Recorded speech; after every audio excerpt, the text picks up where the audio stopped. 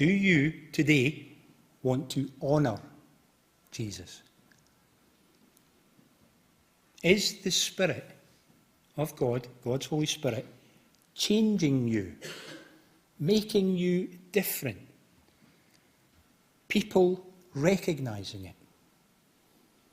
Is the Spirit not just at work in what we can see outside, but in your heart, where no one else can see you and no one else can hear you? Is the Spirit at work in your heart? If you answer yes to those questions, be assured that you have the Holy Spirit.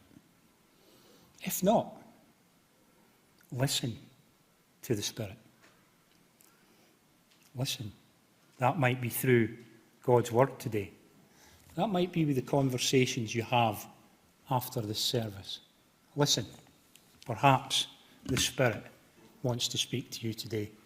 Perhaps the Spirit wants you to recognise that the only truly filled life that you can have is with Jesus.